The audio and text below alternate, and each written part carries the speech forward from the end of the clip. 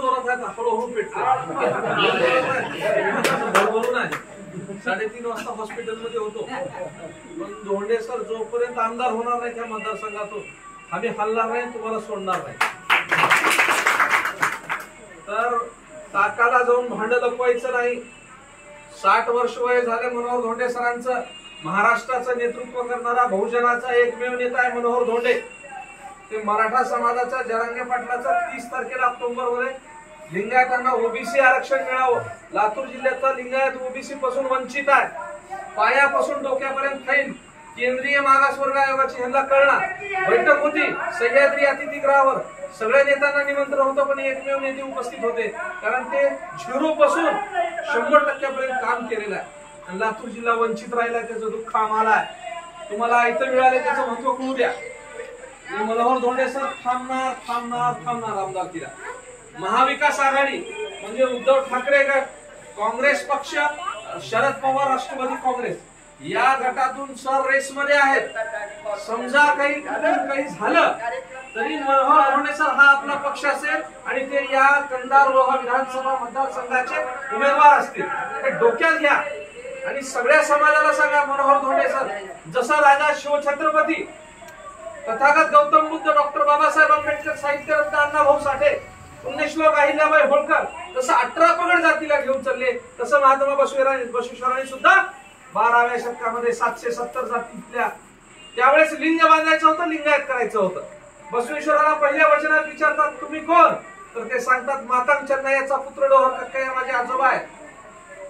म्हणजे दलित बांधव सुद्धा आपले आहेत, मराठा बांधव आपले, धनगर बांधव आहेत, 18 पगड आपले आहेत. शिवाजी महाराज, पुण्यश्लोक अहिल्याबाई होळकर आणि महात्मा बसवेश्वर आणि डॉक्टर बाबासाहेब आंबेडकरचा खरा विद्वान या मतदारसंघाचं संविधान कोणाला पाठ आहे तर ते प्राध्यापक मनोहर धोंडे सरांना आहे.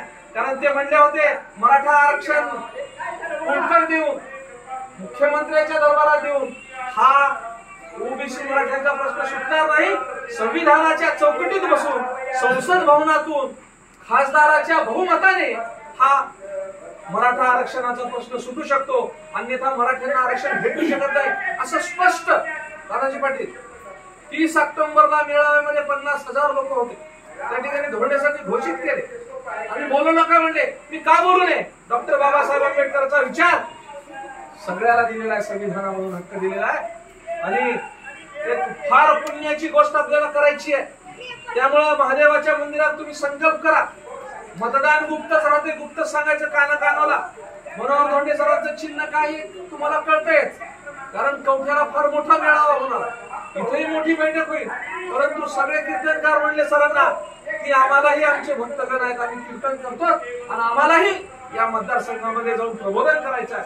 350-400 कीर्तनकारांची बैठक झाली आणि यांना माहिती आहे सोलापूरचे लोक म्हणतात मनोहर धोंडे सरला आमच्या मतदारसंघातून लढा, लातूर जिल्ह्यातल्या कुठल्याही मतदारसंघातून लढा, परंतु माझा जन्म जिथं झालाय तिथूनच मी आमदार होऊन जाणार आणि सगळ्या बहुजनांचे प्रश्न महाराष्ट्रातले मी सोडवणार.